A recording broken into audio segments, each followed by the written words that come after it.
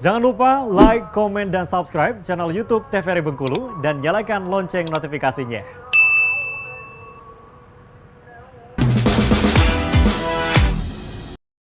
Balik lagi di Opini obrolan pas di sini. Nah, pemirsa masih membahas mengenai keseruan bagaimana sih penamaan tempat di daerah Bengkulu, di provinsi Bengkulu ya, Mbak. Masih bersama dengan Mbak Rika tentunya. Nah, Mbak Rika tadi kata ketunda nih, bahasannya dari mana ini asal usulnya nama kandang limun gitu. Kalau kandang kucing misalnya, kita jelas tahu ya udah ini berarti ada hewan kucing mungkin dulu banyak di sana. Tapi kandang limun dari mana asal usulnya? Jadi kalau tadi saya bercerita tentang asal-usul kebun geran, kebun tebeng, nah itu sebenarnya sudah ada runut sejarahnya. Nah untuk kandang limun ini, jujur saya belum pernah baca secara secara literatur, tapi baru ada semacam hipotesis atau dugaan-dugaan kenapa dinamakan kandang limun. Jadi saya punya dosen guru namanya Profesor Sarwit. Jadi Prof Sarwit itu pernah bercerita ke saya, dulu di daerah Kandang Limun dulu adalah miliknya Pak Liman sebenarnya. Jadi nama orang juga. Iya, nama orang. Jadi Pak Liman ini punya lahan yang cukup luas di sana. Sama seperti ceritanya kebun tebeng tadi ya. Jadi lahannya itu dibuka, di sanalah dia membuka semacam peternakan. Ada kandang hewan-hewan di sana, kandang-kandang hewan ternak seperti itu. Jadi setiap orang yang lewat sana selalu mengatakan itu kandangnya Pak Liman, kandangnya Pak Liman. Akhirnya karena adanya pergeseran zaman, pergeseran penyebutan, namanya juga budaya lisan ya. Budaya lisan itu lebih rentan daripada budaya tulis. Kalau budaya lisan itu apa yang kita sampaikan itu belum tentu sama persis. Bisa jadi berbeda. Iya, tentu jadi berbeda. Makanya kita kurang-kurangi menceritakan kisah-kisah seperti yang kurang pasti begitu ya. Jadi Pak Liman ini akhirnya berubah penyebutannya menjadi kandang limun. Sampai sekarang walaupun peternakannya sudah tidak ada lagi, perkebunannya sudah tidak ada lagi, masih disebut kandang limun. Iya. Dan kalau kandang liman aneh juga ya. Kandang limun. Ya, kalau limun dulu saya mikirnya limun kan minuman ya. Kan, tapi bunganya apa? Kandang. Gimana? Apa korelasinya gimana gitu kan. Ini unik sekali. Tapi bisa nggak sih Mbak kalau masyarakat umum untuk mengetahui asal penamaan itu, toponimi yang seperti itu bisa melewati bacaan nggak sih? Nah untuk bacaan itu sendiri kalau di Bengkulu sayangnya masih sangat terbatas ya, tapi bukan berarti tidak ada. Ada banyak sekali. Kita jalan-jalan saja ke Perpusda, itu biasanya sekarang alhamdulillah sudah banyak masyarakat Bengkulu yang produktif menulis buku. Misalnya buku-buku karangan Donga Darwin Susianto, itu ada bukunya itu kalau tidak salah Misteri Bangkahulu. Nah di sana itu ada kumpulan sejarah-sejarah tempat-tempat di Bengkulu.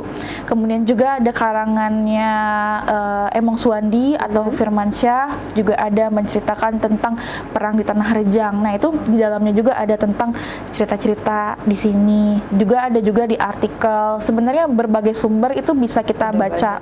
Kadang saya iseng baca status Facebook juga terkadang sangat informatif, walaupun belum belum dibuktikan secara ilmiah, kajian ilmiah, tapi terkadang kabar-kabar burung seperti itu bisa menambah referensi kita juga. Nah dari kabar-kabar itulah nanti kita cross check lagi, kita pastikan lagi secara literatur, kita kaitkan lagi melalui proses riset yang ada polanya seperti itu. Jadi memang kalau misalnya mau tahu udah banyak sumbernya ya. Iya. Cuman ya gitu Mbak, takutnya kan kita yang nggak tahu ini takut salah baca, takut kita udah meyakinin bahwa sebenarnya seperti ini tapi aslinya bukan seperti itu ceritanya. Apalagi kalau kita ketemu sama ketua-ketua adat, ketua-ketua adat itu kan pasti berbeda. Oh bukan seperti itu. Padahal kita udah yakin nih udah seperti ini. Itu ada tipsnya nggak sih Mbak untuk memilih bacaan agar itu adalah berita yang real gitu, bacaan yang real? Kalau saya pribadi dalam mempelajari sesuatu itu saya tidak pernah meyakini adanya satu kebenaran. Jadi jangan pernah berpikir bahwa ini yang paling benar, itu yang paling benar. Jadi dalam membaca sesuatu itu kita harus bersikap netral.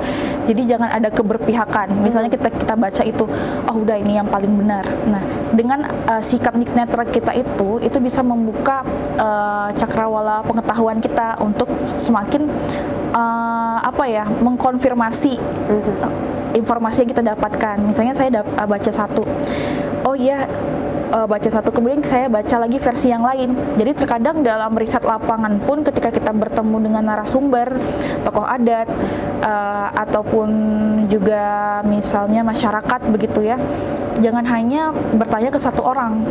Jadi tanyalah ke banyak orang yang kira-kira berkorelasi tentang topik tersebut. Misalnya kita mau mencari tahu sejarah Ratu Samban.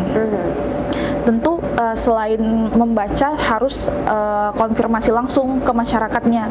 Jadi biasanya yang ramah didatangi selain perpustakaan itu BMA ya. Di BMA itu selain karena memang ada pewarisan pengetahuan antara ketua BMA yang lalu dengan yang sebelumnya, juga mereka biasanya punya pustaka sendiri juga. Mereka punya simpanan artefak atau misalnya simpanan dokumentasi lainnya. Nah, biasanya kalau saya selain ke BMA juga ke masyarakat langsung, masyarakat biasa saja yang memang bukan orang BMA, bukan orang bukan orang yang akademisi. Kita mau dengar nih dari sudut pandang masyarakat itu kejadian itu seperti apa. Nah, biasanya dari tambahan informasi dari masyarakat kita bisa menemukan perspektif baru. Karena biasanya ketika kita bertanya ke orang tertentu, misalnya apakah itu ketua BMA atau misalnya Pasira, mereka itu punya sudut pandang. Misalnya saya sebagai ratu misalnya ya, saya bercerita, wah ini menurut saya sebagai seorang ratu pandangan saya seperti ini. Tentu pendapat itu akan berbeda kalau kita tanya ke masyarakat, karena yang dilihat itu berbeda, seperti yang dialami juga berbeda. Jadi dalam segala sesuatu selain mempelajari toponimi dan hal-hal lainnya, ada baiknya kita itu semakin banyak mengumpulkan referensi dan juga jangan pernah merasa selalu menemukan kebenaran.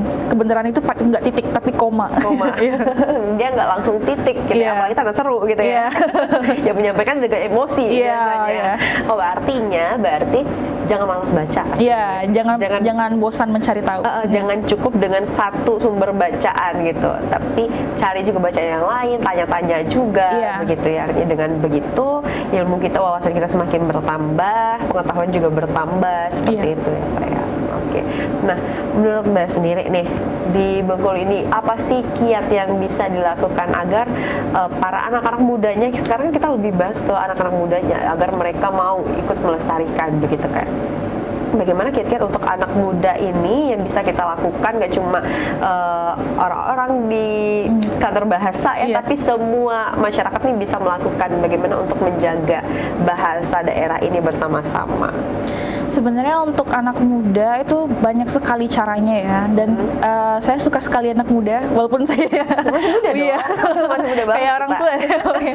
Tapi karena anak muda itu sangat kreatif. Jadi sebenarnya saya itu sudah lewat generasinya. Sekarang kan generasinya generasi alpha gitu ya. Saya itu sebenarnya generasi Z awal gitu. Jadi saya melihat teman-teman misalnya juga di duta bahasa atau teman-teman mahasiswa di kampus, idenya itu sebenarnya sangat-sangat baru dan juga sangat-sangat otentik sebenarnya. Tapi sayangnya karena kita itu lahir di masa dimana kita itu sangat banyak terpapar dengan berbagai budaya, berbagai bahasa, berbagai norma dan nilai-nilai, kita itu cenderung kehilangan karakteristik diri kita.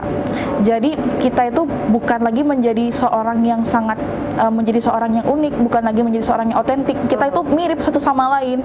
Kalau bahasa anak zaman sekarang itu FOMO ya. Kita itu suka ikut-ikutan gitu ya. Misalnya orang ngapain, orang bergaya seperti itu, kita bergaya seperti itu. Kemudian orang berbicara seperti itu, kita ikut berbicara juga seperti itu juga. Nah, hal-hal seperti itu sebenarnya cukup berbahaya karena kita akan kehilangan autentisitas diri kita. Caranya ya adalah dengan menggali kearifan lokal, karena kearifan lokal itu biasanya punya karakteristik tersendiri yang tidak sama dengan daerah-daerah lain. Misalnya ketika kita bertemu dengan orang Jawa, kita kita akan langsung tahu dia orang Jawa. Jawa. Kenapa? Karena dirinya itu banyak sekali tertanam nilai-nilai dan norma-norma Jawa. Jadi walaupun mereka anak muda, tapi nilai-nilai Jawanya masih ada. Masih kental. Masih gitu ya. kental, jadi norma-norma kejawaannya masih ada, pengetahuan Jawanya masih ada, dan itu mereka pelajari di sekolah. Jadi seperti Jawa Tengah, Jawa Barat, Yogyakarta, itu dari berpuluh-puluh tahun yang lalu sudah mengajarkan bahasa daerah dan budaya daerah di sekolah. Oke pemirsa, nanti kita akan lanjutkan lagi keseruannya seperti apa bersama Mbak Rika di segmen berikutnya.